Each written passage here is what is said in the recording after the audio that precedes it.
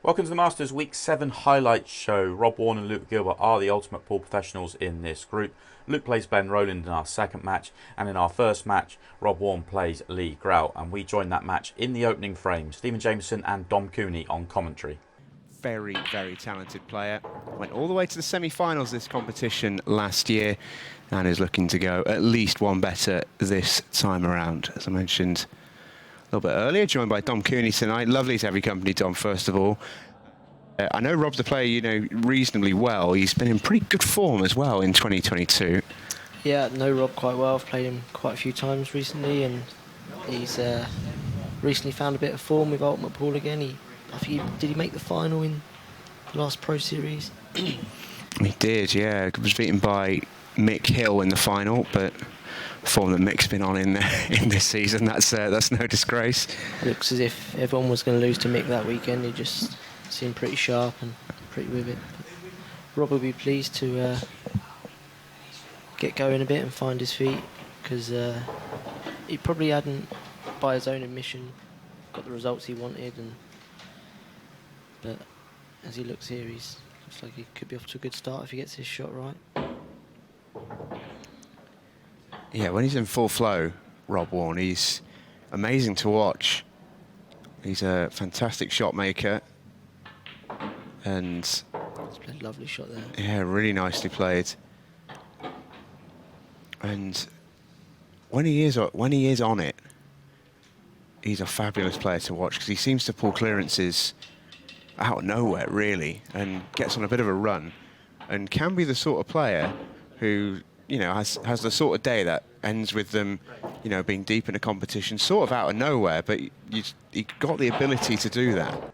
Lee did respond with a break clearance of his own in the next frame, but it was Rob that pulled away to a 4-1 lead. We join Lee at the table in frame 6. Yeah, I sort of, one of the first players I started to really enjoy watching when I first started following pool was Craig Marsh, who's just got one of the most beautiful cue actions you've ever seen.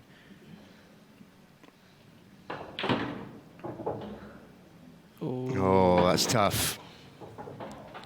Had to play a good shot there, did Lee. And all of a sudden that middle pocket seemed very, very big when he had to come all the way around the table. And he's back in his chair. Yeah, he almost stunned that too much. He kind of wanted to float it so that the cue ball went off the second cushion closer to the middle to avoid the reds. And as ever, if you make a mistake sort of halfway through a frame, reds didn't look nice when Lee came to the table, but they do now. And Rob, I think, will make short work of it.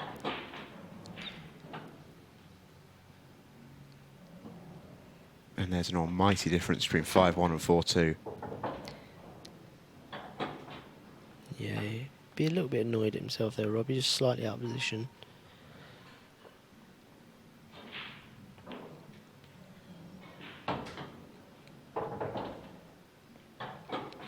Yeah, couldn't get close to this next red, but Rob is a fantastic potter. It will never be a problem. He's controlled that nicely. He's played a lot of snooker in the past, Rob, so that helps with his potting and his cueing. And he's not frightened to leave himself tough if he has to. He's just happy to knock the balls in. Well, when I really love watching Rob is when, is that 8 ball? Oh, he jaws it off the near. Wasn't expecting that. I was a bit surprised how he played it. I thought, knowing how unless it was tight to get through, it might have been a little bit tight. I was looking at the replay there. It looked like he had plenty of room next to the yellow. He normally likes to punch the balls in, so I Yeah. was surprised to see him roll it. And that's a big let-off and a big moment. If Lee can capitalise, and he's hit that nicely. Well, that one was punched in. And this is a massive chance now for Lee. Did mention a moment ago, difference between 5-1 and 4-2, absolutely huge. Ooh, he's just in between both balls there.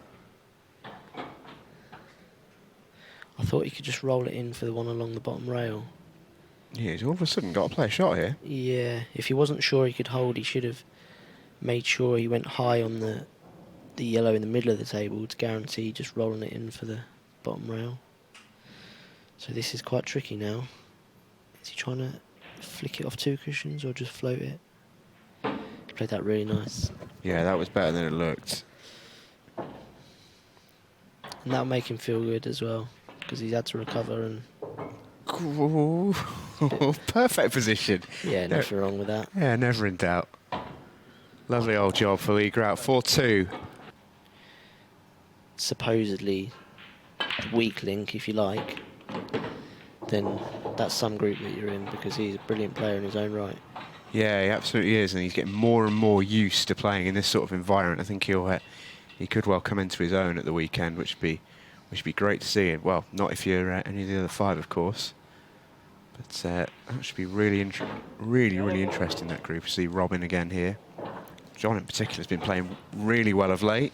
Was excellent in this competition. He's one of the 6 who've already booked their place into the next round of the Ultimate Pool Masters. Got through a brilliant match against Craig Waddingham, 8-7.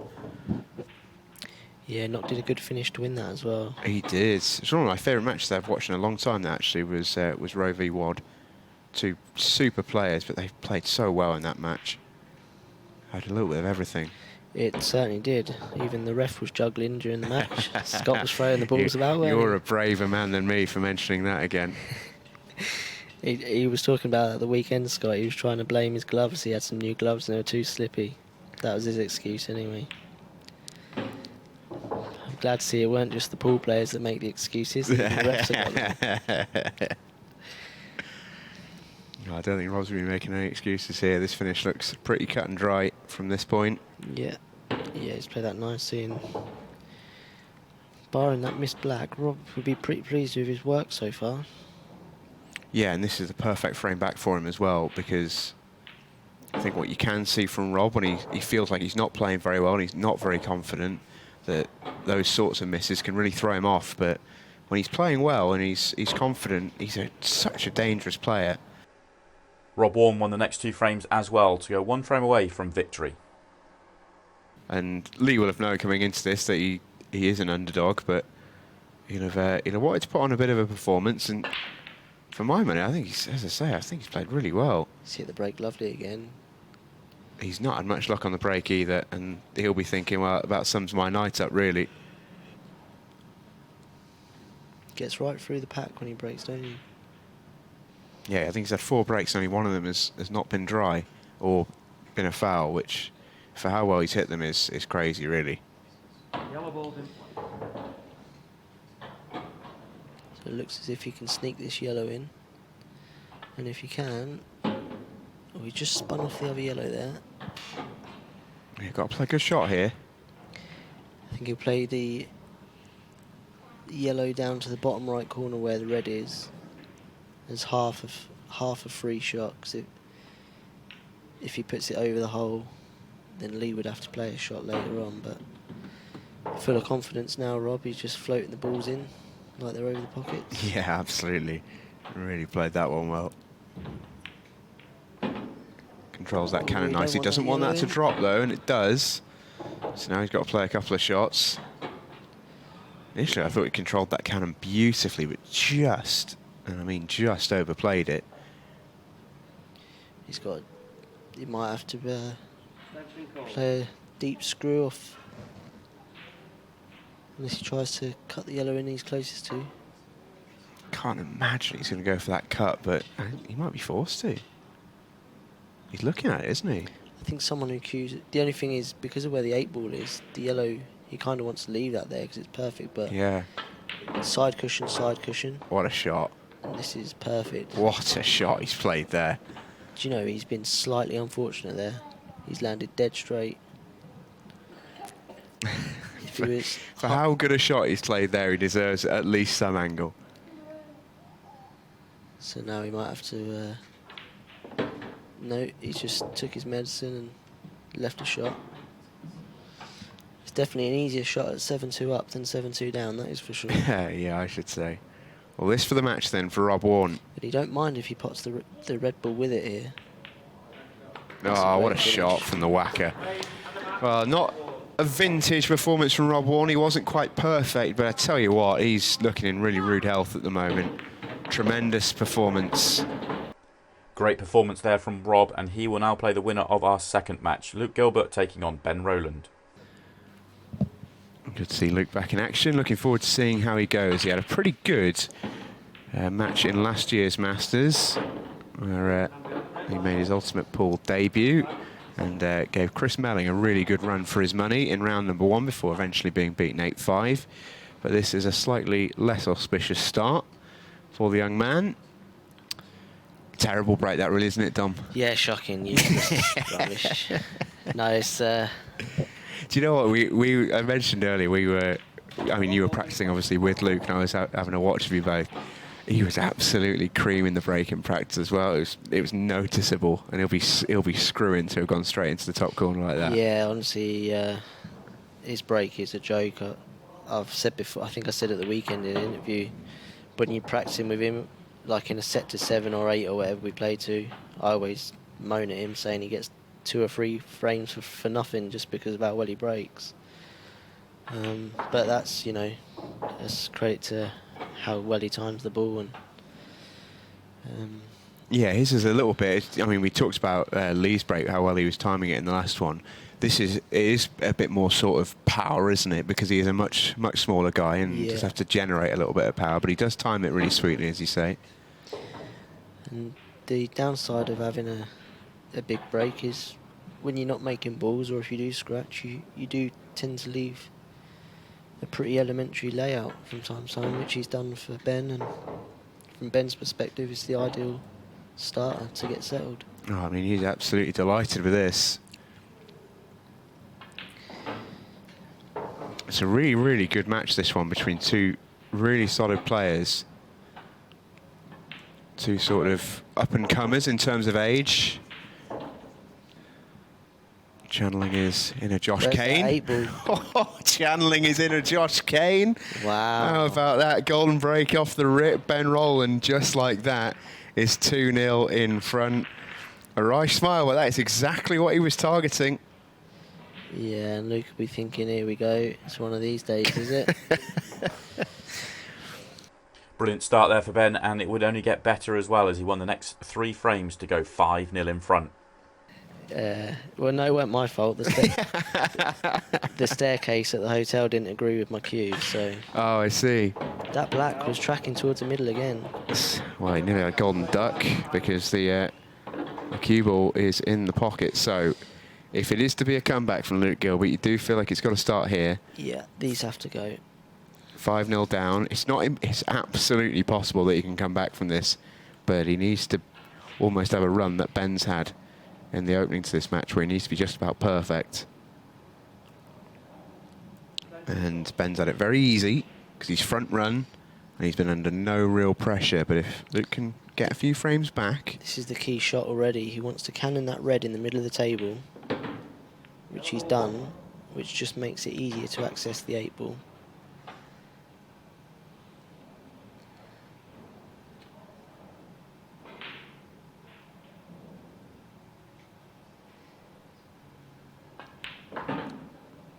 So he'll come back across to this side cushion where he's pointing his cue. I thought he might have took the middle yellow of the 3 first, and then the ball he just played to play this.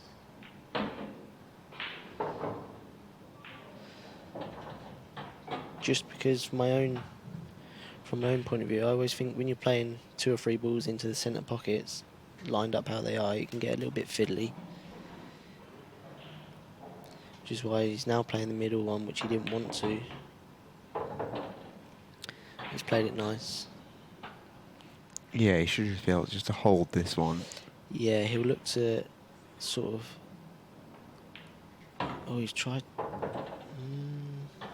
That's okay, I think he's played that nice. Yeah, I thought he was trying to cannon the red a little bit there, but where he got to, I thought he could have screwed out.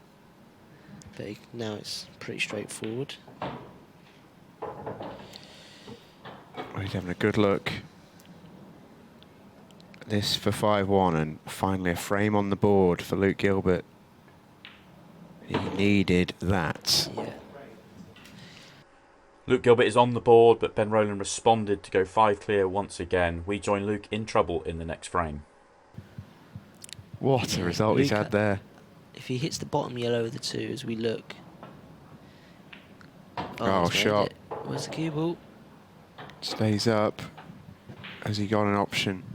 Not really. That's nasty.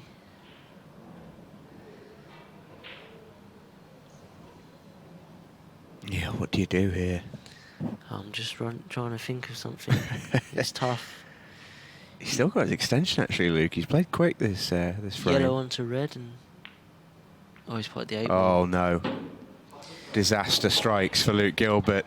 And Ben Rowland goes on the hill at 7 frames to 1. All that effort, all that length of time to scrap away in that frame.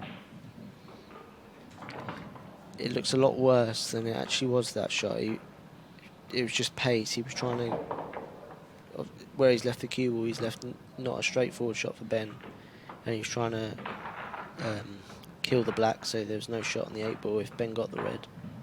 Ben Rowland is now 1 frame away. Luke did respond and win the next 2 frames to start a comeback. We join him with a break in frame 11. He was sort of dead and buried, had no right to win, and then... Well, I think he was even further than dead and buried, to be honest, in that one. Well, he's been slug-racked a little bit there, Luke Gilbert, but he's got a ball and he's got a chance. And I don't actually think these are too bad. No, if he can...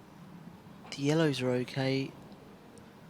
The reds, if the red goes underneath the yellow down the cushion, they're not too bad. Because I think the 2 in the middle plant. And he's just looking now if that red goes. So he's opting for yellows.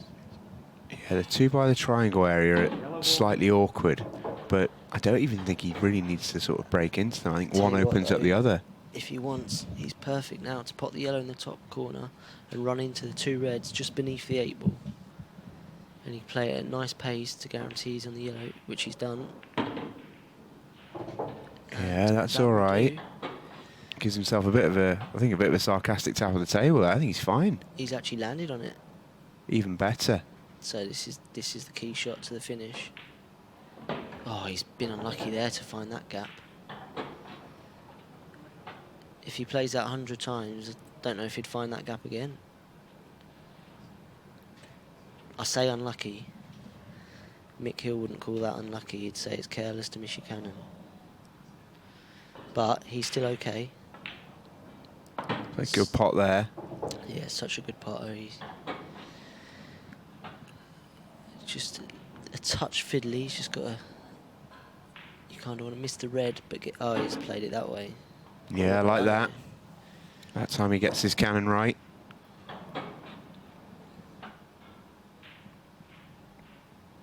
This is a bit fiddly. He's played it nice. If the Cue ball. Oh, wow. That wouldn't have even been a consideration when he played that shot, I don't think. He's just thinking about the line, get it through the gap. I don't know if he could have screwed off the red he was closest to. And that should be that. The grandstand finish looks like it's going to be avoided here.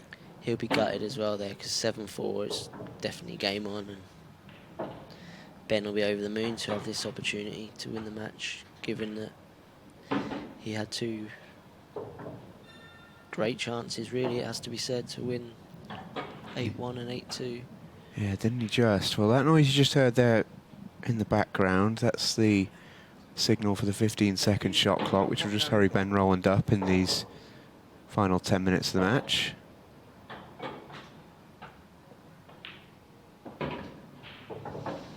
Yeah, and that was the hardest bit of the finish. Was, I think he's navigated the worst of it now, so I fully expect these to be gone, and that's perfect.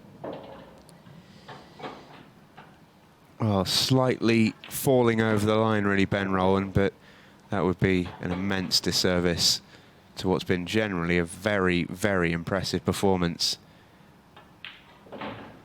Rock solid, particularly in the opening 3 quarters of the match. And a fully deserved victory for Ben Rowland. 8-3 the final score in the end over a game Luke Gilbert. A brilliant performance from Ben Rowland to knock out an ultimate pool professional in Luke Gilbert. He now has another in the group final. He now takes on Rob Wharne for a place in the second stage of the competition. I'm not sure he's come back as far as he wanted to there. I think he was trying to get back on for the left centre, but if this is a plant, then it's some shot. It's some shot. Oh, he doesn't get closer. I mean, that's an unbelievable effort. If this yellow goes, then Ben Rowland is right in here. If it isn't, then he's just got a little bit of work to do to navigate around it. Yeah, it went smooth enough. Yeah, he's a smooth player, is Ben. He's although he's obviously on the Challenger Series this year, he can certainly mix it among the pro players. And you know, again, I wouldn't be surprised to see him get a result against Rob here tonight. He's more than capable.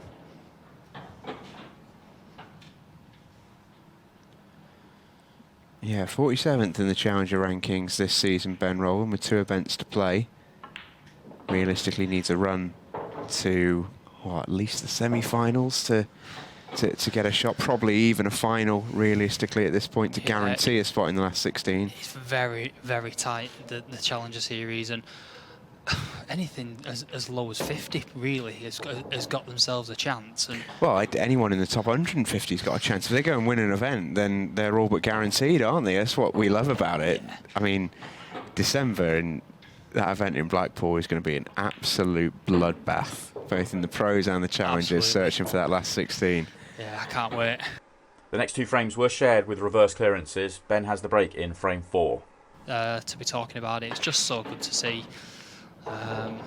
Yeah, I think that's a brilliant break from Ben. Meanwhile, he's absolutely slamming this cut break. That's absolutely a massive break. But yeah, I think it's sort of fair to say that in sort of recent years, especially, that English 8-ball has sort of been seen as the sort of kid brother of all the cue sports when you compare it to, you know, the likes of snooker and the 9-ball and what have you. But I think everything that's been going on in the last sort of 18 months to 2 years has really levelled up the game that we all love, and you know, it's started to be taken very seriously, which is brilliant. Yeah, absolutely. You know, you only need to mention a few names. You know, the fact that Mark Selby returned to the sport to play with Gareth in the pairs was absolutely huge, and coming up again in a couple of weeks as well. A couple of weeks, which I'm so excited for. It's just brilliant for the sport. And Darren Appleton on Monday as well, making his Ultimate Pool debut. Yeah, it was great to spend some time with Darren at the Pro Series, where he was obviously there for the commentary, but I think it just gave him a bit of a dip into the world of Ultimate Pool, and I know he's very excited to be to come and playing on Monday night. So really interested to see how he gets on. I can't imagine he'll struggle. No, it's not an easy group by any stretch of imagination. He's got his work cut out, but him and Chris will be a great pair in there. I know they're really good friends off the table, so really excited to see how that dynamic works. That is a pairing I would pay good money to have mic'd up, although we might have to start after 9 o'clock. Just got to be careful here, Ben. I'm not sure whether he's okay. Does this yellow pass to the bottom left? If it does, he's okay, but I think he's just okay.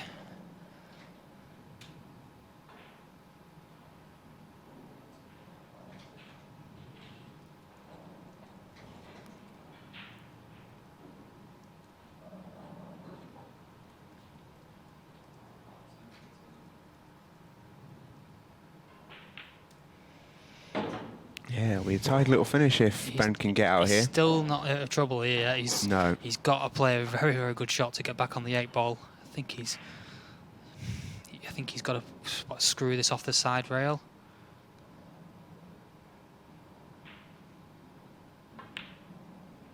Yeah, he's just okay, good shot. Played that nicely. He showed to pace that really well, actually. There was nothing for short there because of all the reds in the way, but he's left himself a fairly palatable 8-ball here for 3-1. Yeah, great shot. Just asking the question here of Rob Wharne. Ben Rowland also won the next 2 frames to go 4 frames clear. This is tough. We could hold that much more than I thought, but he's not got the drop. He's just tried to nick the pocket just to hold the cue ball. And now, well, what have you got for us, Rob? That was actually a much more gettable shot than I initially thought.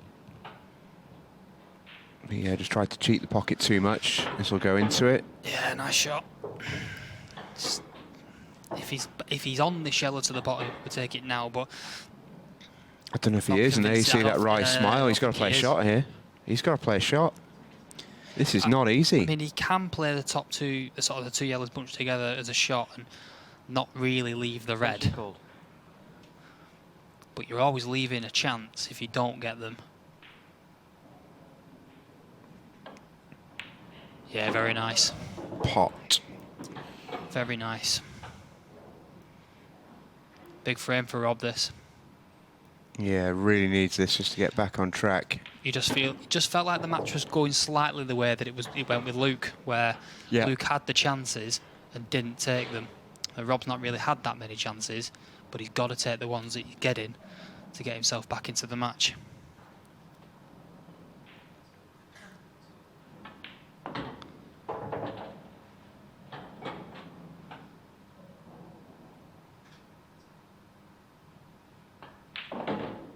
Yeah, nice.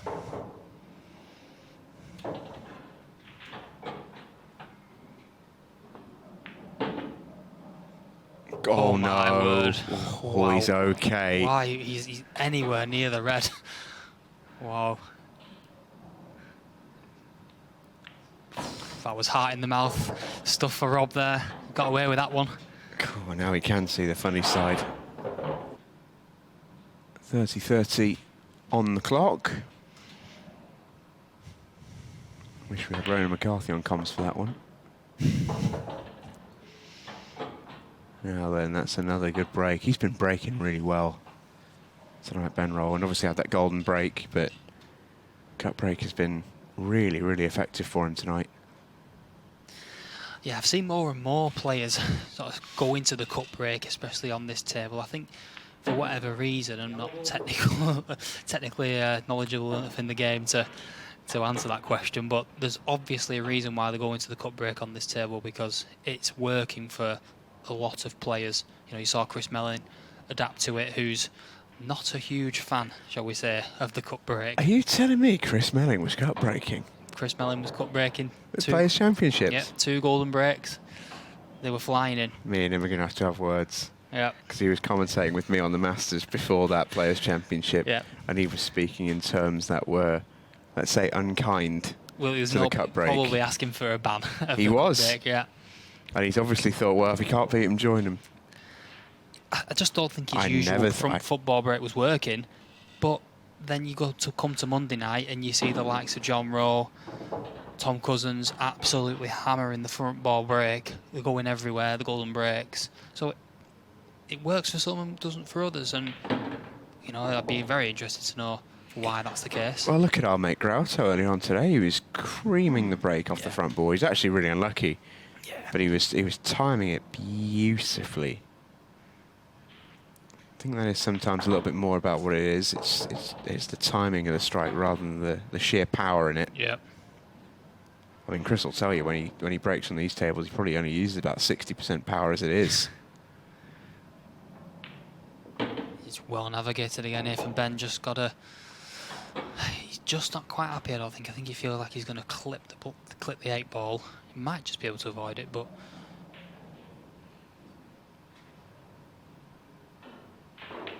yeah, he's all right. It's going to be his Yeah. 5th clearance off the break in the last 6 frames. You've just got to mind your work on these ones because you're sort of cutting it back into a sort of blind pocket into the centre, so he might even be taking this long, but I think he's going to clip it in. No, he's taking it long. He's played Great that shot. beautifully. Great shot. That is a little bit of a notoriously big pocket on this table, that one, but he didn't even need a bit of it. He's put it straight in the centre of the bag. Another clearance from Ben in the next frame, put him 1 frame away from victory. We join Rob at the table, 7-2 behind. I mean, you just felt like in the last match, Ben got to 7. And he just let Luke back in a little bit. And Yeah. Luke actually, in the end, he actually really gave the match to Ben by going in off. Oh, But- it's going to stay up. Oh, I mean,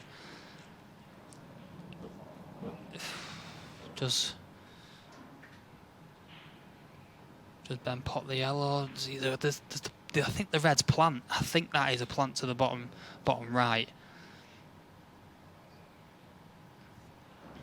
If not, he can certainly make it. He might even try and... Oh, he's playing the red. Yeah, great shot. Love that from That, Ben Rowland. You'd think from here that could be that.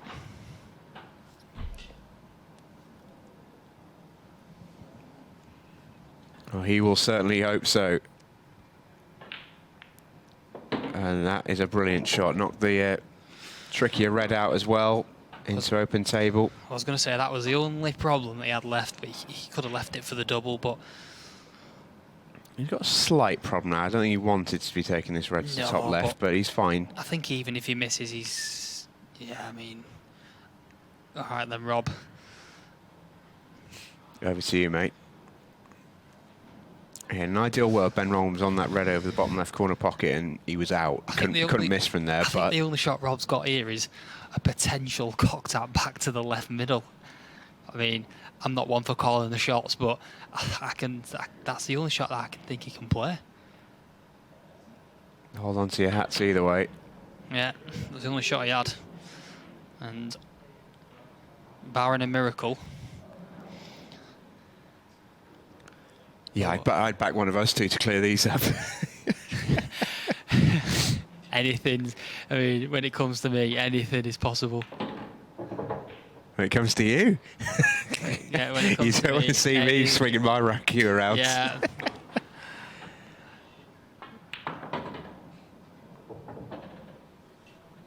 Yeah, let's just put it this way. There's a reason that I'm behind the camera, but I think I'd fancy myself from here. Ben Rowland will not have it easier. No, must be said, a fantastic performance from Ben Rowland, fully deserved. Yeah, been awesome tonight. Been really, really impressive. And for the second straight week in the Ultimate Pool Masters, the challengers have come to play. Ben Rowland enters the next round of the Ultimate Pool Masters, having done it the hard way. He's gone through 2 Ultimate Pool professionals in the process. What a brilliant performance on the night from Ben Rowland, taking down 2 Ultimate Pool professionals with comfortable scorelines. He'll go through to the second stage of the competition. If you'd like to watch this whole night back, you can. ultimatepool.tv, where you can go and watch every single ball and every single second. Or if you're looking forward to next week, then this is what we have coming up. Carl Morris is the Ultimate Pool professional in the group, and he will be the group favourite, but Dal Redman, Luke Terry and Justin Matthews will want to have their say. All the action is exclusively live on ultimatepool.tv on Wednesday the 24th of August at 6:30. I'll be back for a recap of that night next week. I'll see you then.